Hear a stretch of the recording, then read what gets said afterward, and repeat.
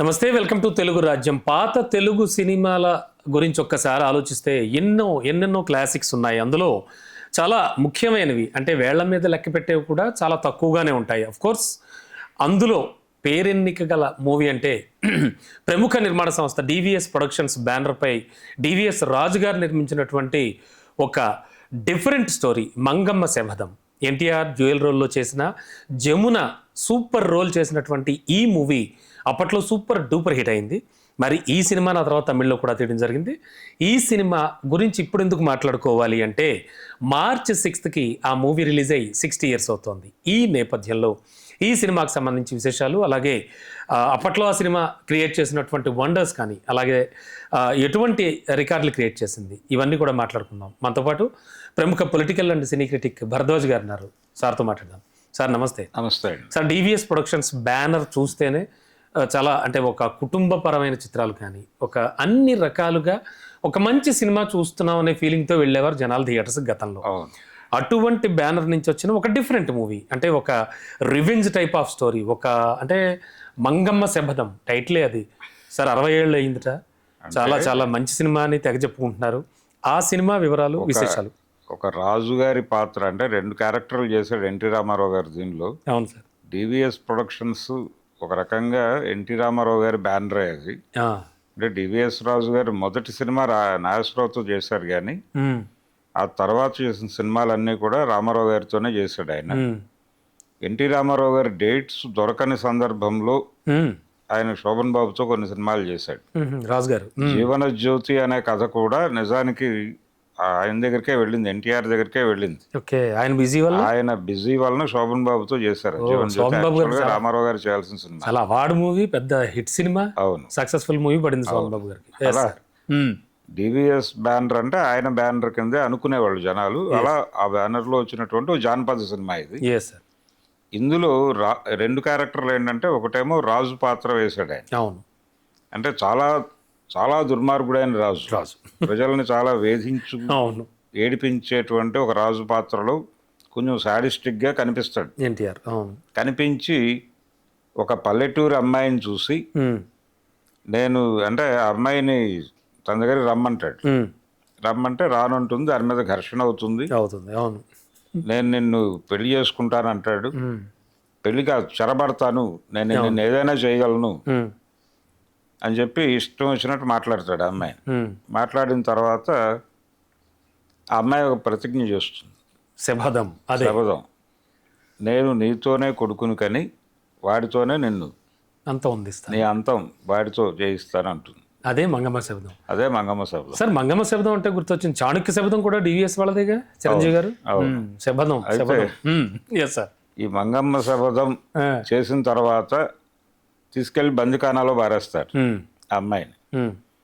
పారేసిన తర్వాత ఆ అమ్మాయి అక్కడి నుంచి నెమ్మదిగా తప్పుకుని ఒక తొమ్మరి వాళ్ళతో కలిసి ఆ ట్రూప్లో నాట్యగత్తగా మారిపోయి పూర్తిగా తను అంటే మంగమ్మగా ఉన్నట్టు కాకుండా ఇంకొక పేరుతో మళ్ళీ రాజుగారికి పరిచయం అవుతుంది. పరిచయమే దగ్గర అవుతుంది. దగ్గరే ఆయనతో ఉంటుంది. ఉండి ప్రెగ్నెంట్ అవుతుంది, పిల్లాడిని కంటుంది. ఆ పిల్లాడు కూడా ఎన్టీఆర్ అవుతాడు. అంతేగా మరి. ఇదే ఎన్టీఆర్ తో పగ తీర్చుకుంటుంది. ఈ ఎన్టీఆర్ ఆ ఎన్టీఆర్ మీద పగ తీర్చుకుంటాడు. ఇది ఆ సినిమా లైన్. ఇది అంటే ఇది హీరోయిన్ మీద నడిచేటువంటి కథ కాబట్టి మనం చేయాలా వద్దా ఇలాంటి సందిగ్ధాలు ఏమీ పెట్టుకోలేదు ఆయన, ఎన్టీఆర్ గారు. ఎన్టీఆర్ అంటే మనం లేదు అలా ఏం లేదు. ఆయన ఇలాంటి క్యారెక్టర్లు చాలా చేశాడు. బిఏ సుబ్బారావు గారు రాజు పేద అని ఒక సినిమా తీశాడు. ఆ రాజు పేద సినిమాలో జాన్ కాంటీ ఒరిజినల్ అది మార్క్ ట్వైన్ నవల. మార్క్ ట్వైన్ నవల్లో జాన్ కాంటీ అని చాలా క్రూడ్ అండ్ క్రూయల్ క్యారెక్టర్. ఆ క్యారెక్టర్ని తెలుగులో ఎన్టీఆర్తో చేయించారు. ఆయన చేస్తాడా చేయడానికి చిన్న డోలాయమానం ఉండేది, కానీ చెప్తే చేసేస్తానని చేస్తారు. అలా ఇబ్బంది పడేవాడు కాదు ఆయన. క్యారెక్టర్ ఏదో అవుతుంది, మనకేదో ఇబ్బంది అవుతుంది అనుకునేవాడు కాదు. ఏ క్యారెక్టర్ అయినా చేశాడు. కీచకుడు కూడా చేశాడు. కాబట్టి దుర్యోధనుడు, భీష్మ అయినా ఆ ఏజ్ లో చేస్తాడు అని ఎవరు అనుకోలేదు, చేశాడు. ఉమ్, ఇలాంటి సందర్భాలు చాలా ఉన్నాయి ఆయన జీవితంలో. చిరంజీవులు లాంటి సినిమా ఒకటి. ఉమ్, అలా మంగమ్మ సభతో అది హీరోయిన్ ఓరియంటెడ్ అయినప్పటికీ ఉమ్. తను చేశాడు. అంటే మంగమ్మ సబదాన్ని నెరవేర్చేది కొడుకు క్యారెక్టర్లో మళ్ళీ ఎన్టీఆర్ఏ కదా. అలా ఆ సాటిస్ఫై యుద్ధాలన్నీ జరుగుతాయి. అలా సాటిస్ఫై అయ్యాడంటారా? సాటిస్ఫాక్షన్ కాదు, నిజంగా సినిమా అతని మీదే నడుస్తుంది. అంతేగా మరి. ఇదే కథని మళ్ళీ చేశాడు రామారావు గారు. రామారావు జమున మళ్ళీ. మనుషులంతా ఒకటేనండి. అవునండి. ఎస్. దాసరి గారు యాక్చువల్గా ప్రొడ్యూసర్ చాలా కాలంగా రామారావు గారి. సరే, అది కూడా హిట్టే కదా. మనుషులంతా ఒకటే కూడా బాగా అదే హిట్. హిట్. అదే హిట్. అంటే ఆ ప్రొడ్యూసర్కి రామారావు గారు కండిషన్ పెట్టాడు. ఏంటంటే అంటే ఇద్దరు ప్రొడ్యూసర్లు, దానికి మహేష్ అనే ఆయన డేట్స్ కోసం తిరుగుతున్నాడు. ఆయనకు సినిమా అనుభవం లేదని చెప్పి డేట్స్ ఇవ్వకుండా వాయిదాలు వేస్తూ వచ్చాడు. ఓ, డబ్బులు ఉన్నాయి అతని దగ్గర, డబ్బులు ఉన్నాయి కానీ ఎక్స్పీరియన్స్ లేదు. ఓకే, ఏమైనా తేడా కొడుతుందేమో అందుకని ఎందుకు అనవసరంగా ఇతన్ని ఇబ్బంది పెట్టడం, ఈ ఇన్ఎక్స్పీరియన్స్ తో వాళ్ళతో గందరగోళం చేసి అని చెప్పి ఆయన అవాయిడ్ చేస్తూ వచ్చాడు. ఆయన తిరిగి తిరిగి విసిగిపోతున్న టైంలో ఒక ఆర్ట్ డైరెక్టర్ రాజేంద్ర ప్రసాద్ అని ఓకే అతన్ని పట్టుకొని అతని ద్వారా అప్రోచ్ అయ్యారు. అప్రోచ్ అయితే ఈయన కండిషన్ పెట్టాడు, నువ్వు ప్రొడక్షన్ బాధ్యతలు చూస్తానంటే నేను డేట్స్ ఇస్తాను. ఓ, ఈయన మీ నమ్మకంతో నువ్వే టోటల్గా సినిమాకి సంబంధించిన బాధ్యతలు నువ్వే చూడాలి. నువ్వు డబ్బులు పెడతావా లేదా అనేది నీ గొడవ. అయితే 1 వీకే టైం, 1 వీక్లో కథని డైరెక్టర్ని తెచ్చుకుంటే డేట్స్ ఇస్తా. ఈయన ఆ దగ్గర తర్వాత మీకు నాకు సంబంధం లేదు. ఆల్రెడీ ఉందేమో కదా కథ మహేష్ గారి దగ్గర, లేదా? ఆయన దగ్గర ఏదో ఒక లైన్ ఉంది, లైన్ అయితే ఉంది, కానీ అది సినిమాకి పనికొచ్చే పరిస్థితి కాదు. కాబట్టి ఒక కథని డైరెక్టర్ని వారం రోజుల లోపు తెచ్చుకుంటేనే సినిమా అని చెప్పాడు ఆయన. ఇది చాలా కీలకం. మరి అంతే. అంటే ఎన్టీఆర్ కమిట్మెంట్ ఇచ్చిన తర్వాత దాన్ని ఏదో రకంగా క్యాష్ చేసేసుకోవాలి. ఎవరు 1 వీక్లో కథ ఎవరు చెప్తారు? అప్పటికి 2 రోజులు అయిపోయిన తర్వాత థర్డ్ డేనో ఎప్పుడో దాసరి గారి దగ్గరికి వెళ్ళారు. ఓకే, సెట్ అయిపోయింది. వెళితే ఆయన ఎన్టీఆర్తో సినిమా చేయడానికి వెయిటింగ్. అంతకు ముందు లేదండి దాసరి గారితో ఎన్టీఆర్ ఫస్ట్ ముందు ఒక సినిమా చేయాల్సి ఉంది కానీ అనుకోకుండా మిస్ అయింది. ఫస్ట్ మూవీ వీళ్ళిద్దరిది, మనుషులంతా ఒకటే. ఓ, దాసరి నేను చెప్తాను, మీరు టైం తీసుకోండి, నేను చెప్పేస్తాను కదా. అంటే టైం తీసుకోవటం ఏం లేదు, పొద్దున్న 4 గంటలకు వెళ్ళిపోయి మనం చెప్పేయటమే, మనకి డోర్స్ ఓపెన్ ఉన్నాయా అవును అని తీసుకెళ్ళిపోయారు. ఓకే, చెన్నైలో కూడా ఒకే స్ట్రీట్ లో ఉండేవారుగా దాసరి గారు తర్వాత వచ్చారా? Yes sir. వచ్చిన తర్వాత ఆయన కథ చెప్పాడు. Yes sir. రామారావు గారు లైన్ వింటాడు. ఆయన ఎవరికైనా 20 నిమిషాలు మాత్రమే టైం ఇస్తాడు. ఫస్ట్ లైన్ కోసమా? లైను, క్యారెక్టర్, కథ ఇన్ టోటల్ కథ ఏ సినిమాకే వినలేదు ఆయన. అబ్బా, అక్కర్లేదు. లైన్ ఏమిటి, క్యారెక్టర్ ఏమిటి, అదో 10 నిమిషాలు ఇదో 10 నిమిషాలు చెప్పేస్తే నిర్ణయం చెప్తాడు ఆయన. ఇప్పుడు బాలయ్య బాబు గారు కూడా అదే అనుసరిస్తారు. ఎవరైనా అంటే ఆయన అయితే ఆ పద్ధతి పాటించాడు. ఓకే అండి, ఓకే. ఎస్ సార్, ఆ పద్ధతి పాటించాడు. ఓకే అంటే నెక్స్ట్ ఫైనల్ ప్రొసీడ్ అవ్వండి అని. ఆయన ఏమీ మాట్లాడకుండా లేచి వెళ్ళిపోతే ఆయన నచ్చలేదని అర్థం చేసుకుని బయటకు వచ్చేయాలి. ఇది ప్రోగ్రామ్. దాసరి గారు చెప్పాడు ఆయనకి. చెప్పిన తర్వాత బాగానే ఉంది, దీని మీద వెళ్ళొచ్చు అన్నాడు అని దాసరితో అన్నాడట. మంగమ్మ శబ్దం కదే కదా నువ్వు చెప్పింది నాకు. అవునండి, మరి 2-3 రోజుల్లో కథ అంటే నాకు అంతకుమించి ఏం తట్టలేదు. అయినా ఒప్పుకున్నారు ఎన్టీఆర్ గారు. అంటే బాగానే ఉంటుంది, వర్కౌట్ చేయండి అన్నాడు. అని లేచి వీళ్ళు బయటకు వస్తుంటే మళ్ళీ లోపలికి పిలిచి దాసరిని ప్రొడ్యూసర్లు పిలిచి జముననే పెట్టండి, జనం మర్చిపోయి ఉంటారు, మళ్ళీ చూస్తారు. జడ్జిమెంట్ కరెక్ట్ అయింది కదా సార్. మళ్ళీ జముననే పెట్టారు క్యారెక్టర్లో. రామారావు గారు అదే దుర్మార్గపు నేచర్తోనే ఉంటాడు. అవును, చాలా అలాగే హెరాస్ చేస్తాడు. అవును, నేను నీ అంతు చూస్తాను అంటుంది ఆవిడ. టైటిల్ ఫస్ట్ సాంగే అనుభవించు రాజా అంటూ మొదలవుతుంది. అలా ఆ కథ 2 సార్లు అదే పేరు మీద హిట్ అవటం అనేది ఒక రికార్డ్. మరి ఖచ్చితంగా సార్. అలా మంగమ్మ శబదం సినిమా అది దాసరి గారి జీవితం. నిజానికి దాసరి గారి మొదటి సినిమాలో రామారావు గారు హీరో కావాల్సింది. ఓకే, తాత మనవడు అని అప్పటికి అనుకున్నారు. కానీ నిజానికి దేవివరప్రసాద్కి డేట్స్ ఇచ్చాడు రామారావు గారు. ఓకే అండి, అప్పట్లో డేట్స్ ఇచ్చి, అంటే వాళ్ళ ఫాదర్ రామారావు గారి friend. Okay, Devivaraprasad father Tirupathaiah గారు రామారావు గారి ఫ్రెండ్. ఆయన చనిపోయిన తర్వాత ఆ ఫ్యామిలీ కోసం ఒక సినిమా చేశాడు ఆయన, ఎన్టీఆర్ గారు. భలే తమ్ముడు అనే సినిమా. అది కూడా హిట్టే కదా సార్. భలే తమ్ముడు ఇప్పుడు విజయవాడ సిద్ధార్థ కాలేజీ బొమ్మినేని సుబ్బారావు గారు ఓకే అండి, ఓకే, వారు నిర్మాత దానికి. ఆయన దేవివర ప్రసాద్కి మేనమావ. ఆ కుటుంబాన్ని ఆదుకోవటానికి కొంచెం డబ్బులు కావాలి కదా, మనం ఓ సినిమా చేద్దామని చేశాడు ఆయన. ఓకే. చేస్తే అది హిట్, ఎన్టీఆర్ డబుల్ రోల్. అది హిట్. పుండరీకాక్షయ్య గారు రఫీ గారి పాటలు, ప్రొడ్యూసర్ ఆ సినిమా అఫీషియల్ గా. ముమ్మినేని సుబ్బారావు గారు కూడా ఉన్నాడు. ఓకే అండి. ఆయనకు సినిమా అనుభవం లేదు. ఓకే అండి. ఆ సినిమా హిట్ అయింది. ఆ డబ్బులతో ఆ ఫ్యామిలీ నడిచింది. నడిచి ఇతను చదువుకున్నాడు. డిగ్రీ కంప్లీట్ అయ్యి వెళ్ళినప్పుడు నువ్వు ఒక సినిమా చేయి, డేట్స్ ఇస్తాను అన్నాడు ఆయన. డేట్స్ ఇస్తాను, సేమ్ పద్ధతి. ఒక వారం రోజుల్లో కథ డైరెక్టర్ని తెచ్చుకో, సినిమా చేయి. ఏం చేయాలో అర్థం కాదు. మోదుకూరు జాన్సన్ గారి దగ్గరికి వెళ్తే ఆయన ఒక లైన్ చెప్పాడు, ఆ లైన్ ఓకే అన్నాడు ఆయన. ఎవరు డైరెక్టర్ అంటే ఈయన అంతకుముందు విజయవాడలో నవభారత్ బాబురావు గారి దగ్గర ఊరికనే మాట్లాడుతూ కూర్చున్నాడు ఈయన, దేవివర ప్రసాద్ కుర్రాడప్పుడు. బాబురావు గారి దగ్గరికి కథ చెప్పడానికి దాసరి గారు వచ్చాడు. దాసరికి అప్పుడు సినిమా లేదు. తాత మనవడు కథే చెప్పాడు నవభారత్ బాబురావు గారికి. ఎవరు ఈయన తీసుకెళ్ళాడు, రాఘవ్ గారు, ప్రతాప్ ఆర్ట్స్ రాఘవ్ గారు తీసుకెళ్ళి కథ చెప్పించాడు. Long man. చెప్పిస్తే నవభారత్ బాబురావు గారు కథ బాగుంది, డైరెక్టర్ ఎవరు అంటే ఇతనే డైరెక్ట్ చేస్తాడు, భీమ్ సింగ్ గారి దగ్గర పనిచేశాడు అని చెప్పాడు. చేసి ఉండొచ్చు కానీ కథ తీసేసుకోండి, డబ్బులు ఇచ్చేసి ఇమీడియట్గా కథ తీసేసుకోండి. బాగుంది, కథ నచ్చింది కాబట్టి తీసేసుకుని డైరెక్షన్ ఇతను వద్దు, ఓకే, కేఎస్ ప్రకాష్ రావు గారిని పెడతానంటే నేను డబ్బులు ఇస్తాను. ఓహో.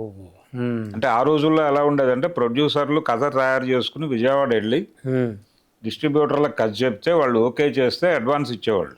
ఓహో. ఆ అడ్వాన్స్ దగ్గర పెట్టుకుని మిగిలిన డబ్బులు తాను వేసుకుని సినిమా తీసి వాళ్ళకే ఇచ్చేవాళ్ళు. రిలీజ్ అయిన తర్వాత మొదట వచ్చినటువంటి డబ్బులు వాళ్ళు జమేసుకుని ఓవర్ఫ్లో ప్రొడ్యూసర్కి ఇచ్చేవాళ్ళు. అది పద్ధతి అప్పట్లో, ఆ రోజుల నాటి సిస్టమ్ అది. ఆ పద్ధతి ప్రకారం అక్కడికి వెళ్ళి బాబురావు గారికి కథ చెప్పారు మొదట. అంటే వీళ్ళు దిగిన హోటల్ పక్కనే ఉంటుంది వాళ్ళ ఆఫీస్. న్యూ ఇండియా హోటల్ అని ఉండేది ఆ రోజుల్లో. దాని ఎదురుకుండా ఎస్కిమోనో హోటల్ ఉండేది, అక్కడే దిగేవాళ్ళు సినిమా వాళ్ళు.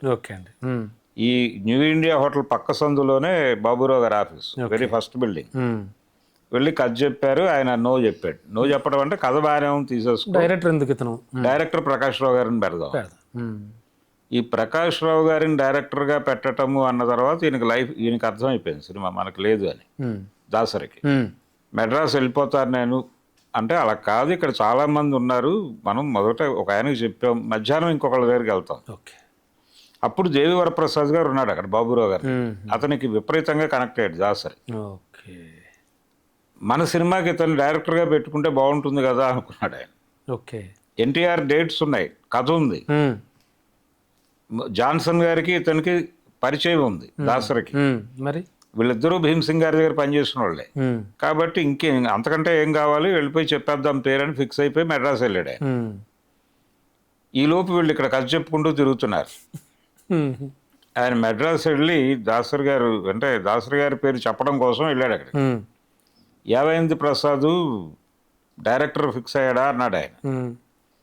అంటే దాసరి నారాయణరావును ఒక కొత్త కుర్రాడిని చూశానండి బాబురావు గారి ఆఫీస్లో అని చెప్పడానికి ఈయన ప్రిపేర్ అవుతున్నాడు. ప్రిపేర్ అవుతూ ఉండగా యోగానందని పెట్టే నేను చెప్తాను అన్నాడు ఆయన. యోగానందని అప్రోచ్ అవ్వు, నేను చెప్తాను, తనే డైరెక్ట్ చేస్తాడు. జాన్సన్ వెళ్ళి ఆయన కథ చెప్పమను, స్క్రిప్ట్ రెడీ చేసుకోండి, 10 daysలో షూట్ మొదలు పెట్టి 18 రోజుల్లో అవగట్టండి అన్నట్టే. కథానాయకుని కథ అనే సినిమా సక్సెస్ఫుల్ మూవీనే. కాకపోతే కథానాయకుని కథ సినిమా దాసరి గారు చేసి ఉండాలి, ఈయన కనుక చెప్పుంటే ఆ పేరు చెప్పి లోపల ఆయన చెప్పేశారు కదా, ఇంకేం చెప్తాడు ఈయన. అలా మిస్ అయింది అది. ఓకే అండి, అక్కడి నుంచి వచ్చి వీళ్ళేమో ఇక్కడ కథ చెప్తూ తిరుగుతున్నారు. నవభారత్ పక్క బిల్డింగ్ లో తారక రామ ఫిల్మ్స్ అని ఉండేది, శేషగిరిరావు గారు. ఈయన బాబురావు గారి దగ్గర కథ అయిపోయిన తర్వాత అక్కడికి వెళ్తే ఆయన భోజనానికి వెళ్ళారు, 3ంటికి వస్తారని చెప్పారట. వీళ్ళు వెళ్ళి హోటల్లో కూర్చుని 3ంటికి వెళ్ళి ఆయన కథ చెప్పారు. కథ బాగానే ఉంది అన్నాడు ఆయన. అప్పుడు టెన్షన్ దాసరికి, నెక్స్ట్ డైలాగ్ ఏమిటి అని. ఆయన అదే మాట అన్నాడు, బాబురావు గారు అడిగినట్టుగానే డైరెక్టర్ అవడు, అంతేగా మరి, ఇతనే డైరెక్ట్ చేస్తాడు. ఆయన ఒక 2 నిమిషాలు ఆలోచించి కథ బాగానే చెప్పాడు, బాగానే డైరెక్ట్ చేస్తాడనే అనుకుంటున్నాను నేను, మీరు కాస్టింగ్ బడ్జెట్ వేసుకుని ఎల్లుండి ఉదయం కనిపించండి అని చెప్పాడు ఆయన. అమ్మయ్య అని బయటకు వచ్చారు. బయటకు వచ్చి అక్కడి నుంచి మెడ్రాస్ పోయి కాస్టింగ్ డైరెక్ట్ ఎవరెవరు యాక్ట్ చేస్తారు, బడ్జెట్ ఎంత అవుతుంది మొత్తం వేసుకుని మళ్ళీ వచ్చిన తర్వాత ఆయన అడ్వాన్స్ ఇచ్చాడు. అడ్వాన్స్ ఇచ్చాక తాత మనోడు సినిమా మొదలైంది. అలా దాసరి గారి జీవితం స్టార్ట్ అయింది. అలా స్టార్ట్ అయింది. స్టార్ట్ అయిన తర్వాత అంటే ఎన్టీఆర్ గారు ఛాన్స్ ఇవ్వడం మళ్ళీ సేమ్, అంటే సేమ్ ట్రీట్మెంట్తో, అవును, సేమ్ స్టోరీతో. అంటే ఆయన ఎవరైనా లైన్ చెప్పగానే ఈ కథ ఎక్కడి నుంచి లిఫ్ట్ చేశారో కూడా చెప్పేవాడు. సో అంటే మంగమ్మ శపథం అంతా ఆ సినిమాయే కదా, అంటే ఆ సినిమానే కాదు, ఎవరు కథ చెప్పినా రామారావు గారు దాని మూలం ఏమిటో చెప్పేవాడు వాళ్ళకి. ఓహో, మీరు ఈ కథ బలాన్ చోట నుంచి పట్టుకొచ్చి వేటగాడు సినిమా లైన్ చెప్పాడు ఆయన, జంజాల్ గారు. వేటగాడు సూపర్ హిట్, రాఘవేంద్రరావు గారు వెళ్ళి లైన్ చెప్పి ఇదండి లైను, ఇది మీ క్యారెక్టర్ అని చెప్పగానే శమంతక మనోపాఖ్యానమే కదా నువ్వు చెప్పింది నాకు అన్నట్టు ఆయన. ఓ, అంటే నిజమేనండి అన్నట్టు ఆయన. పర్లేదు బాగానే ఆడుతుంది తీసుకోండి. అలాగే ఆడింది, సూపర్ హిట్ అయింది. Yes sir. Sir come back to Mangamma Shabdham. TV రాజు గారి మ్యూజిక్ సూపర్ సాంగ్స్ అసలు చాలా, అంటే అప్పట్లో టీవీ రాజు అంటే చాలా బాగా పాపులర్. రామారావు గారు రూమ్మేట్ ఆయన. ఓహో, అందుకనే రామారావు గారు ఇండస్ట్రీకి వెళ్ళినప్పుడు, అంటే అది మన దేశం సినిమాలో నటించడం కోసం వెళ్ళినప్పుడు ఆయన ఒకేసారి 2 సినిమాల్లో బుక్ అయ్యాడు. ఓకే అండి. మన దేశం, అలాగే పల్లెటూరు పిల్ల. పల్లెటూరు పిల్లలో కొంచెం నెగిటివ్ షేడ్స్ ఉండేటువంటి హీరో క్యారెక్టర్. అది 2 సినిమాలు కమిట్ అయినప్పుడు ఆయన ఎక్కడ ఉండాలి అనేది అనుకున్నప్పుడు ఈ రిపబ్లిక్ గార్డెన్స్ అని అక్కడ ఒక అంటే చాలా గదులు ఉంటాయి దానిలో. ఓకే అండి. దానిలో వీరున్నారు, ఆల్రెడీ టీవీ రాజు ఉన్నారు అక్కడ. ఓకే. అందులో ఈయన కూడా షేర్ తీసుకుని ఉన్నాడు. అదే రూమ్లో ఎస్వి రంగారావు గారు ఉన్నారు వీళ్ళతో పాటు. Okay okay. తాతినేని ప్రకాశ్రావు గారు ఉన్నాడు వీళ్ళతో పాటే. వీళ్ళందరూ కలిసి ఉన్నారు. ఓకే. సెంటిమెంటల్గా ఆ రిపబ్లిక్ గార్డెన్స్లో ఆ రూమ్లోనే అది వెతుక్కుని చిరంజీవి గారు కూడా అక్కడే ఉన్నాడు. ఓహో, అది పడగొట్టడానికి ముందు. ఓకే అండి. ఓకే. అయితే మంగమ్మ శపథం మాత్రం చాలా చాలా రికార్డులు క్రియేట్ చేసినట్టుందండి. అంటే శతదినోత్సవాలు ఆ రోజుల్లో విజయవాడ రిలీజ్ చేశారు ఆ సినిమాని. రిలీజ్ అయిన అన్ని కేంద్రాల్లోనూ అది శతదినోత్సవాలు జరుపుకుంది. అంటే సెకండ్ రిలీజ్ ఏ సెంటర్లో బి సెంటర్లో అలా ఉండేది. అవునండి, అవును. అంటే తక్కువ ప్రింట్లు తీసేవాళ్ళు, తక్కువ సెంటర్లు వేసేవాళ్ళు. అలా 12 సెంటర్లు అయితే ఎక్కువ మళ్ళీ నెక్స్ట్ ప్రింట్లు. అంటే ఇది ఆడేసిన తర్వాత తీసుకెళ్లి బి సెంటర్లో వేసేవాళ్ళు ఇదే ప్రింట్. అవునండి. వేస్తే అక్కడ కూడా సద్దినోత్సవాలు జరుపుకుంది సినిమా. అదో రికార్డుగా చెప్పారు. అదో రికార్డు. అలాగే రిపీట్ రన్స్లో, అవును, అంటే 3 చోట్ల అయిపోయిన తర్వాత మళ్ళీ ఏ సెంటర్లో వేసేవాళ్ళు. రిపీట్ రన్స్లో కూడా విపరీతంగా డబ్బులు తీసుకొచ్చిన సినిమా ఇది మంగమ్మ శపథం. సో ఇలా రిపీట్ రన్స్లో డబ్బులు తెచ్చే సినిమాలు చాలా తక్కువ ఉంటాయి. అవునండి, అవును. అలాంటి సినిమాల్లో ఇదొకటి. అంటే పాడియావు లాంటి సినిమాలు అంటారు ఇట్లా. ఓకే, అంటే ఇంకెప్పటికీ పాలు ఇస్తూనే ఉంటాయి. Super sir, super. ఏదైనా మంగమ్మ శపథం ఆ తర్వాత మళ్ళీ మనుషులంతా ఒక్కటే కూడా ఒక మార్గం చూపించింది. అవును. అండ్ ఆల్సో సూపర్ హిట్ మళ్ళీ. అది super hit. Yes sir. Thank you sir. Thank you so much.